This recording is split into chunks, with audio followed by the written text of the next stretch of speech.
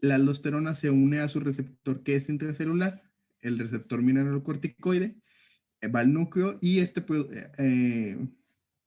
produce o hace que se produzcan proteínas encargadas de la producción este canal, el ENaC o canal epitelial de sodio, que estas células, se me olvidó mencionar, se llaman células principales, que se encuentran a esa altura del túbulo de la nefrona que les mencionaba. Entonces, este ENaC o este túbulo canal de sodio epitelial, ¿qué va a hacer o qué hace esta célula principal? Bueno, reabsorbe sodio y a partir de otros canales que se denominan BK y ROMK, que también son de cierta manera controlados o retroalimentados por la aldosterona, hay una excreción de potasio. Por lo tanto, la aldosterona pues, es encargada de la excreción de potasio y reabsorción de cierta cantidad de sodio. Aparte de una bomba sodio-potasio ATPase también.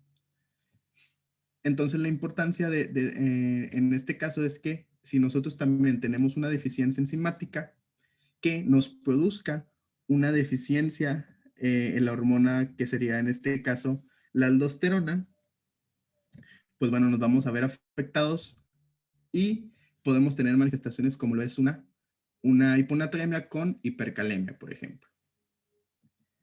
Entonces, vámonos a las formas clínicas. Bueno, esta patología o este conjunto de patologías tienen esta característica, que es la siguiente. Se pueden presentar formas clásicas que normalmente son las más graves o las que tienen manifestaciones clínicas más graves, y existen unas que son formas no clásicas que sus manifestaciones son más moderadas. ¿Esto de qué depende? Bueno, depende mucho de la parte genética. ¿Por qué? Porque si bien sabemos, estas enzimas son producidas a partir de genes.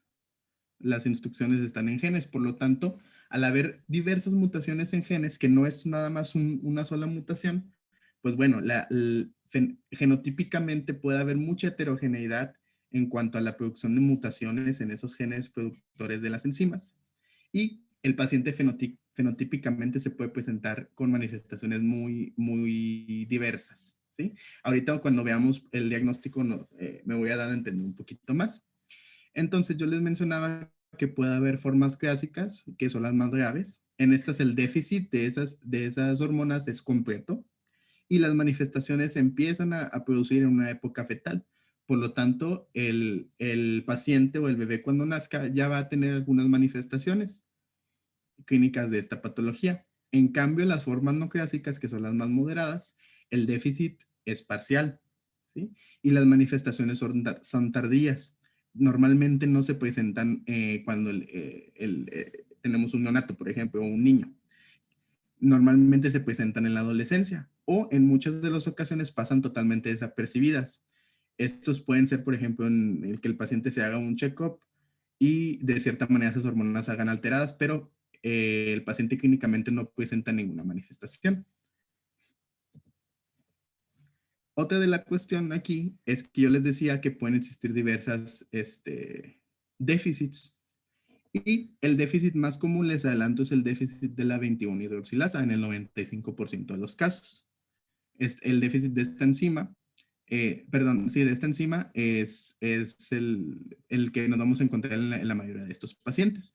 Aunque existen otros, se han descrito otros, en total son 7, y estos son el déficit de la 11 beta hidroxilasa, el déficit de la 3 beta hidroxiesteroide deshidrogenasa, el déficit de la 17 alfa hidroxilasa y la hiperplasia suprarrenal congénita lipoide, que es el déficit de la proteína STAR, la deficiencia de la enzima P450CC y la deficiencia de la enzima P450OR. Al final vamos a comentar un poquito de estas. Ahorita nos vamos a centrar en el déficit de la 21 hidroxilasa, que es la forma más común, ¿ok? Entonces, hablando un poquito de manera general, yo les mencionaba que es el 95% de los casos, y esta se presenta como una insuficiencia suprarrenal, con un déficit de secreción de aldosterona y cortisol, y con un hiperandrogenismo. ¿Por qué? Porque si recordamos es el déficit de la 21 hidroxilasa, por lo tanto, estas vías de aquí las tenemos bloqueadas. Y todo el metabolismo que tenemos de este colesterol, ¿hacia dónde se va? Pues se va hacia este lado. Hay un acúmulo o un acumulamiento de principalmente 17 hidroxiprogesterona y tenemos un acúmulo también de hormonas derivadas de la testosterona. Esta patología tiene una incidencia que se nos reporta de la siguiente manera. Las formas clásicas se presentan en uno de cada 15,000 pacientes nacidos y la no clásica en uno de cada 1,000. ¿Qué sucede aquí? Que se ve que es muchísimo más común o con mayor incidencia la no clásica, pero es que yo les mencionaba aquí que muchas veces estos pasan desapercibidos porque clínicamente no presentan ninguna manifestación. El IMSS nos reporta una incidencia de uno en cada 8,743 pacientes y este reporte es del 2013, el último que se nos da. Entonces, si vemos, pues es una patología que, si bien no es tan rara, o sea, se puede presentar en muchos de los pacientes, y es por eso importante el tamizaje, que ahorita la vamos a analizar. ¿Alguna duda hasta aquí?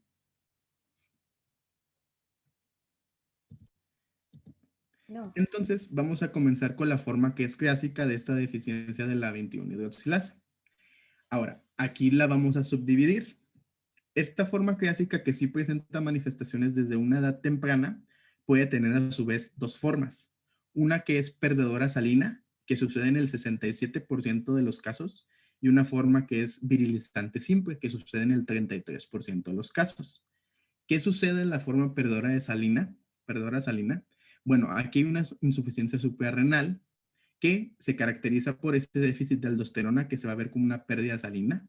Yo les mencionaba que la aldosterona, pues, reabsorbía sodio y excretaba potasio. Por lo tanto, si aquí hay un déficit, pasa totalmente lo contrario, ¿sí? Ese potasio no puede salir y hay una excreción, o más bien no hay una reabsorción, perdón, no hay una reabsorción de sodio total de este sodio y por lo tanto, este se va perdiendo en la orina. Y también hay un déficit de cortisol. Por lo tanto, este paciente, las manifestaciones clínicas con las que se va a presentar es con una hipoglucemia, una hiponatremia grave en muchas de las ocasiones y estos manifestaciones clínicas normalmente se presentan en la segunda o tercera semana de vida. Y les menciono, se da en neonatos y esto es muy grave ya que puede afectar el desarrollo neurológico, este desequilibrio electrolítico. En muchas de las ocasiones, estos pacientes debutan con una crisis de insuficiencia suprarrenal y esta se caracteriza por una deshidratación hiponatrémica, hay vómito y hay un estado de shock. En el estado de shock podemos tener también pues, la hiponatremia, una hipoglucemia, hiperpotasemia y una acidosis. Por lo tanto, pues de aquí la importancia de hacer un correcto diagnóstico desde el nacimiento. En cuanto a la forma virilizante simple, que es el 33% de los casos, se da como un hiperandrogenismo que es intrauterino, o sea, empieza en la vida intrauterina.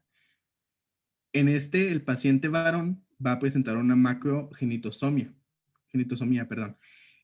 ¿Qué quiere decir esto? Que sus genitales externos van a estar hipertrofiados o un poco más grandes de lo normal.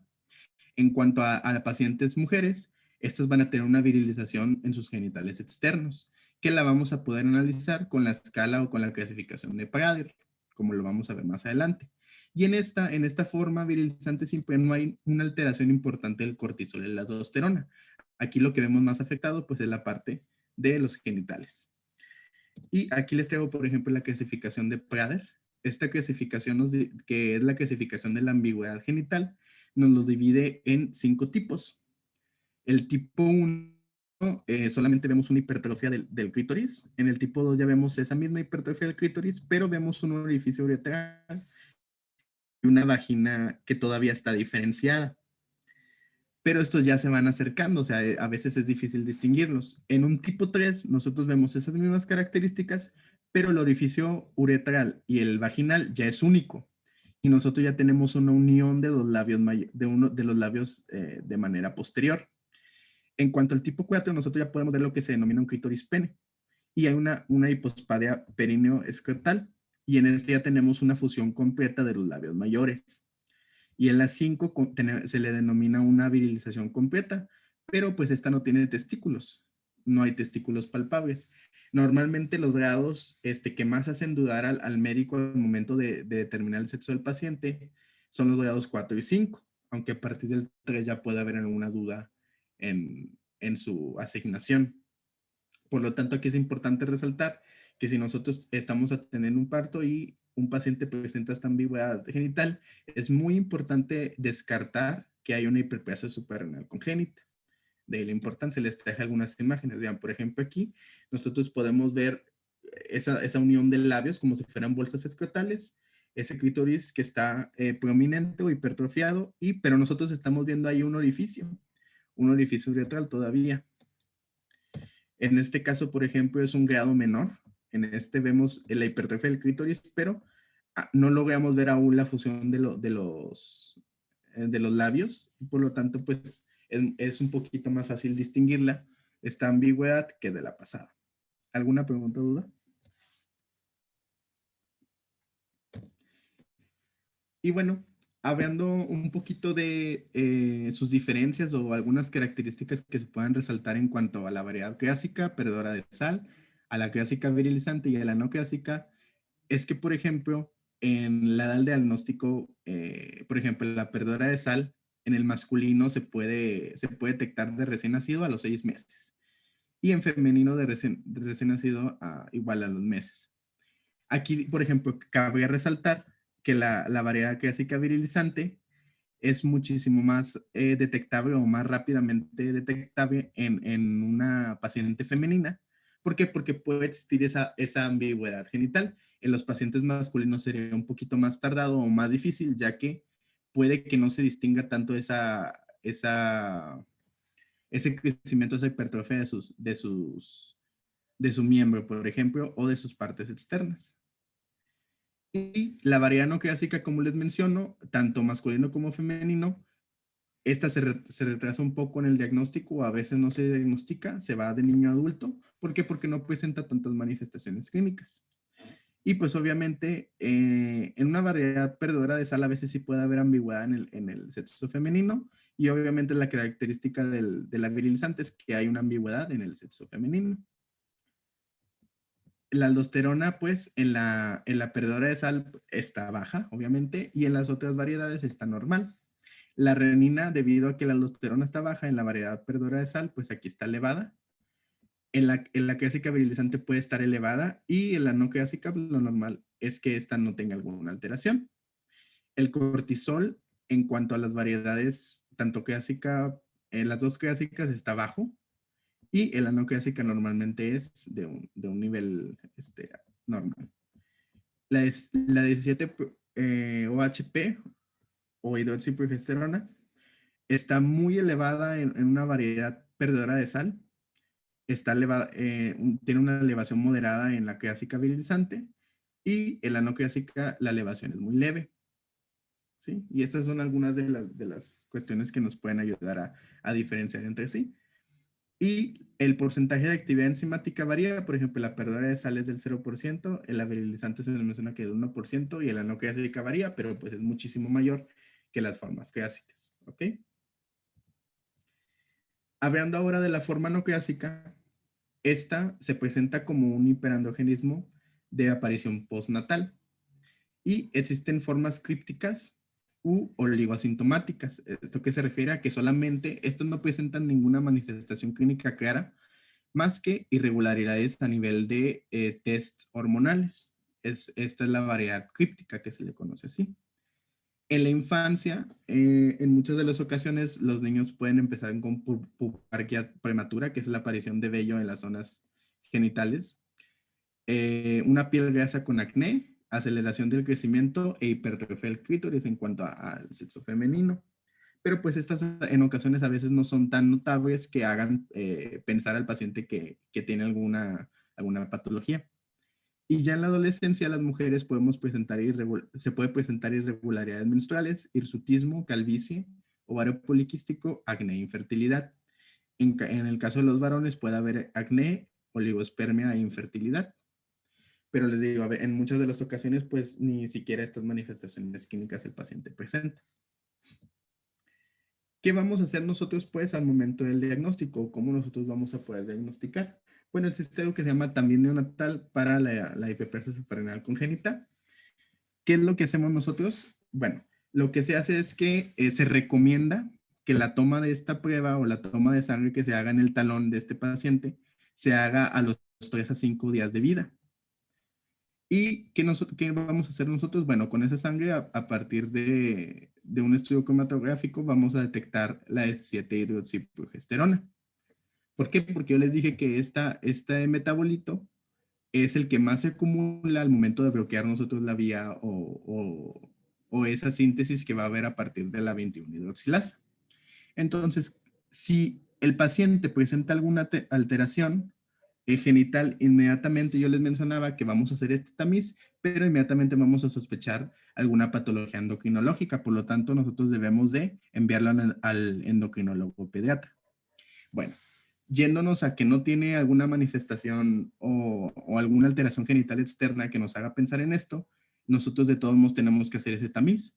Se realiza el tamiz y si el resultado es mayor al valor del corte, que lo vamos a ver ahorita, que es mayor a 20 nanogramos sobre decilitro, si el resultado no es mayor a este, pues el bebé es un paciente sano. Si es alto o más alto que este valor de corte, el caso es probable, o sea, es probable que tenga una hiperplasia suprarrenal. Entonces, nosotros tenemos que de esta manera descartar falsos negativos. En muchas de las ocasiones, el paciente sufrió una transfusión o a la madre, ya sea a la madre o al mismo bebé, se le administraron glucocorticoides o algún esteroide en cuanto a su manejo hospitalario. Por lo tanto, hay que esperar o volver a determinar la realización de un segundo tamiz. Si este vuelve a salir eh, con un valor o un resultado mayor al valor de corte, nosotros vamos a ahora determinar un poquito más, o sea, vamos a hacer un perfil un poco mayor. Aparte de la 17-hidroxiprogesterona, vamos a determinar androstendiona, la testosterona, a realizar una gasometría y sodio y potasio. Principalmente el sodio y potasio nos van a ayudar a determinar si se presenta alguna alteración pues con la aldosterona, por ejemplo. Si los electrolitos salen anormales, sea el caso de una hiponatremia y una hipercalemia, una hiperpotasemia, a las tres, este algoritmo de la Guía de Práctica Clínica Mexicana nos dice que a las 3 semanas de vida hay que determinar nuevamente ese sodio y potasio y revisar nuevamente las mismas hormonas que se analizaron. Algunas guías, por ejemplo, otras guías nos recomiendan que a partir de que nosotros tenemos el primer resultado de un tamiz neonatal alterado de este tipo, hay que mandarlo con el endocrinólogo pediatra. ¿Okay? Entonces, si los resultados son normales a las 3 semanas de haber realizado esto, pues el paciente es un niño sano. Si no, si los resultados siguen siendo normales, hay que empezar un tratamiento, hay que corregir este sodio y potasio, iniciar un tratamiento con hidrocortisona, que como lo vamos a ver es el tratamiento principal en este tipo de pacientes, y referir al endocrinólogo pediatra. ¿Ok? Y después se nos menciona que se vuelve a hacer un tamiz o se vuelve a hacer la valoración de la 17 hidroxiprogesterona y con esto sí vuelve a salir alterada, pues se confirma el diagnóstico, como lo dice este esquema. Entonces, ¿cómo nosotros vamos a interpretar ese resultado que se nos dé del tamiz neonatal? Bueno, si yo tengo un paciente que es un recién nacido sintomático, ya sea cual sea la forma clásica que tenga, pero tiene manifestaciones clínicas, si el valor es menor a 10 nanogramos sobre mililitro, hay un caso descartado, el niño es sano. Si el valor está entre los 10 y 20 nanogramos sobre mililitro, el caso es incierto. Y en este tipo de situaciones se recomienda ahora hacer una prueba post-ACTH. En esta prueba post-ACTH, ¿qué se realiza? Bueno, en esta prueba consiste en determinar la 17-hidroxiprogesterona y si está alterada o si está entre esos valores de 10 a 20 nanogramos sobre mililitro, se administran 250 gramos sobre metro cuadrado de superficie corporal de ACTH y se determina en los 60 minutos nuevamente la 17-hidroxiprogesterona. Esta prueba va a ser positiva cuando los valores de 17 hidroxiprogesterona son mayores a 15 nanogramos sobre mililitro.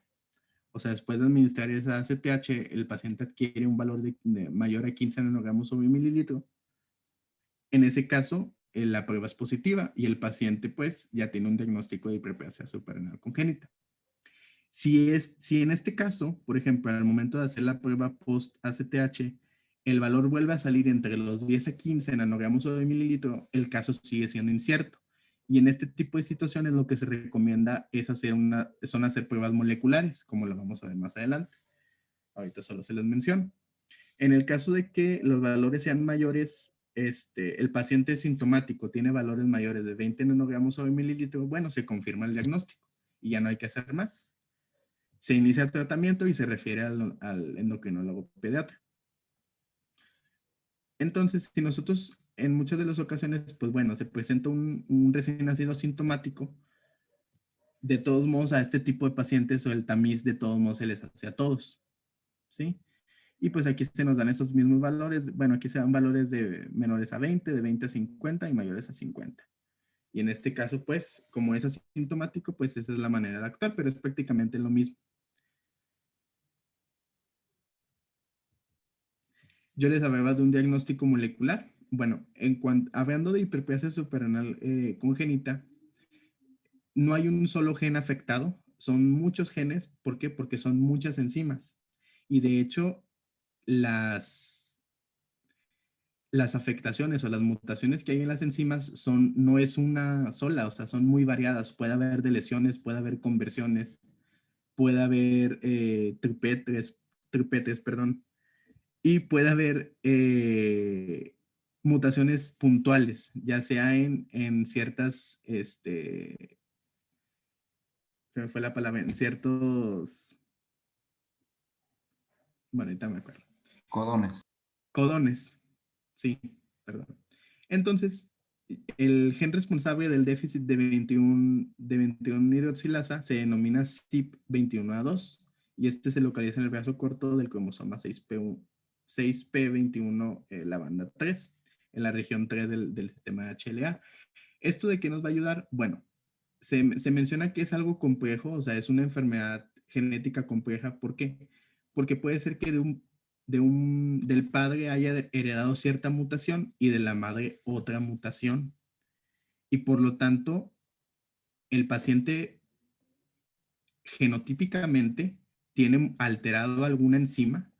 Tal vez el padre le heredó una deleción y la madre, por ejemplo, una mutación puntual del mismo gen para esa enzima.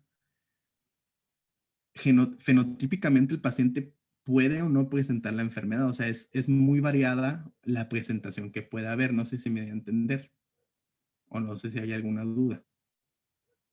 O sea, dependiendo de la mutación que se presente, va a ser fenotípicamente cómo el paciente se presente o las manifestaciones clínicas que va a tener. Por eso es tan variada la enfermedad. En muchas de las ocasiones, como bien lo dijimos al principio, el paciente bueno, la enfermedad es autosómica recesiva, por lo tanto debe de heredar una mutación de parte de los dos padres del mismo gen. Más la mutación a veces puede ser, no, puede que no sea la misma, pero en ese caso el gen sigue alterado. No sé si me doy a entender. Bueno, Sí. ok. Entonces aquí esta tablita nos explica que, por ejemplo, al haber una deleción en este gen, la forma clínica que normalmente se presenta es la pérdida salina, si hay una conversión en una pérdida salina. En el caso de algunos codones o algunas mutaciones puntuales, vemos que la actividad enzimática se respeta, o sea, cierto porcentaje de su actividad sigue funcionando desde esa enzima. Por ejemplo, de la última, de la PRO 453-SER, vemos que tiene una función del 20 al 50%, ¿sí? Y esta normalmente se presenta como una forma no clásica en el paciente, ¿ok? No sé si tengan alguna duda hasta aquí. Ahora hablando de las otras formas clínicas que yo les mencionaba, que son estas de aquí. Les mencionaba que su frecuencia es muchísimo menor. La que le sigue en frecuencia es el déficit de 11 beta hidroxilasa con un 3 al 5%. Aquí, los metabolitos que se ven afectados es es la deficiente conversión del 11-desoxicortisol a cortisol y la 11-desoxicorticosterona a corticosterona, como lo vemos aquí. Sería el déficit de la 11-beta hidroxilasa. Aquí tenemos bloqueado esta vía y esta vía. Y por lo tanto, sigue habiendo una falla o un bloqueo en la conversión de estos metabolitos hacia cortisol y aldosterona. ¿Ok? Por lo tanto, las manifestaciones clínicas pues son prácticamente las mismas que en la deficiencia de la 21-hidroxilasa. Aquí el problema es el déficit de cortisol y que la 11-desoxicorticosterona, que es la que se acumula en este caso, vemos aquí, sí se ve en puntero, ¿verdad? Sí, sí, sí. Ok, lo que sucede aquí es que debido a que la 11-desoxicorticosterona es la que se acumula, esta tiene actividad mineralocorticoide. Por lo tanto, compensa la falta de aldosterona. Y estos pacientes normalmente no presentan una pérdida salina o una forma clínica de pérdida salina, sino que presentan más bien hipertensión, o sea, pueden presentar ahora hipertensión, y les digo, aquí no hay un déficit salino, pero como si hace falta el cortisol para una retroalimentación negativa y una secreción correcta de andrógenos, aquí sí hay virilización del paciente, ¿ok? En cuanto a un déficit de 3-beta hidroxiesteroide deshidrogenasa, este afecta al menos del 1% de todos los pacientes. Y aquí se afectan todos, tanto corticoides como los mineralocorticoides y andrógenos. Y la aldosterona. ¿Por qué? Porque este déficit viene más arriba, ¿ok? La enzima actúa en metabolitos que van muchísimo más arriba en la vía de su expresión. Y aquí nosotros tenemos un déficit completo de aldosterona, de cortisol, y aquí lo que tenemos acumulado es la DHA y la 17-OH pregnenolona, que sería la 17-hidroxipregnenolona y la dehidroepiandrosterona, la DHA. Y esos son los metabolitos que se acumulan. En la fisiopatología nos explica que, les digo, es un déficit general y las mujeres presentan virilización, esto debido a que se acumula el DHEA. La forma clásica normalmente se presenta como una insuficiencia suprarrenal y hay pérdida salina. Aquí los pacientes varones presentan un micropene y hipospadias y les digo la mujer, pues una virilización. En cuanto al déficit de 17-alfa hidroxilasa, también representa menos del 1% de todos los casos y esta afecta a todos los metabolitos posteriores a la 17-alfa hidroxilasa. Si vemos aquí, la 17-alfa hidroxilasa tiene actividad tanto aquí en esta zona, el paso de la pregnenolona y progesterona, pero también acá, en la 17 liasa, ¿sí? Y también hay una afección al paso de estas hormonas hacia andrógenos. Por lo tanto, aquí en los pacientes como tienen un déficit, cierto déficit de andrógenos y de hormonas sexuales, existe un infantilismo sexual y una ausencia de desarrollo puberal. Estos pacientes también presentan hipertensión y normalmente estos pacientes, tanto varones como mujeres, presentan un fenotipo femenino debido a la falta de producción de esas hormonas andrógenas. Y hablando por último de la hiperplasia suprarrenal congénita lipoidea, en esta hay un déficit de la proteína STAR. La proteína STAR es la encargada de transportar o de dejar entrar el colesterol a partir de la membrana mitocondrial, es la que le permite su paso. Por lo tanto, si esta proteína está trunca o está mal elaborada, pues aquí el déficit va a ser de todos los metabolitos posteriores al colesterol. Y es muy rara esta patología y aquí se ven afectados los genitales externos femeninos, hay una insuficiencia suprarrenal completa y pues una pérdida salina también. No sé si tengan alguna pregunta.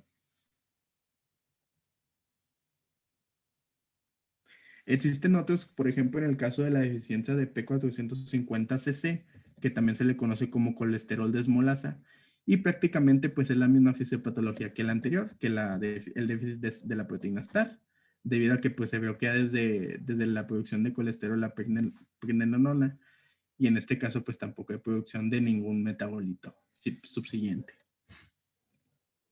Y hablando ahora de tratamiento, ¿en quién está indicado el tratamiento? Bueno, Está indicado en pacientes con hiperplasia suprarrenal congénita que sea clásica. Por lo tanto, si nos referimos a clásica, quiere decir que presenta manifestaciones clínicas, y una hiperplasia suprarrenal congénita no clásica que presente sintomatología. Yo les mencionaba que los pacientes con alta sospecha clínica o que tengan cierta ambigüedad genital, pero no haya una confirmación de laboratorio, se puede tener un criterio clínico e iniciar tratamiento en estos pacientes. Y obviamente en las crisis adrenales, como lo vimos también ayer. Entonces, ¿en qué consiste el tratamiento? Bueno, el tratamiento consiste primeramente en una sustitución glucocorticoide. Esta se basa en la hidrocortisona. ¿Por qué se basa en hidrocortisona? Bueno, se menciona que debemos de nosotros dar una sustitución glucocorticoide porque de esta manera suprimimos el exceso de secreción de hormona estimulante de la corticotrofina y de la ACTH. Y de esta manera reducimos la producción de esteroides sexuales, como les mencionaba. ¿Por qué hidrocortisona? Porque la hidrocortisona es el tratamiento más fisiológico que hay, o sea, de todos los glucocorticoides es el que más fisiológicamente se comporta. Y este tiene una potencia que es superponible a la del cortisol endógeno. Además de que su vida media biológica pues es parecida también. Y es la que menos efectos adversos se ha visto que tiene. Por lo tanto, pues es la que más imita a la secreción de cortisol, aunque pues esto nunca se va a lograr. Y las dosis recomendadas son de 10 a 20 miligramos por metro cuadrado de superficie corporal al día. Las indicaciones es que no debe ser los 20 miligramos metro cuadrado al día en niños y de 15 a 17 miligramos metro cuadrado al día en adolescentes, ¿sí? En adultos puede ser hasta de 20 a 30 miligramos sobre metro cuadrado al día. Hablando de sustitución mineralocorticoide, la dosis, aquí se recomienda utilizar fluorocortisona. ¿Por qué? Porque tiene más actividad mineralocorticoide. Y las dosis recomendadas son de 0.05 a 0.2 miligramos al día. Y estas se deben de repartir estas dosis se deben de repartir 1 a 2 veces al día. En muchos de los pacientes también se requiere el uso, o más bien el requerimiento de sodio en este tipo de pacientes o en recién nacidos y lactantes, que tengan una hiperplasia suprarrenal perdedora de sal, es de 1 a 2 gramos al día.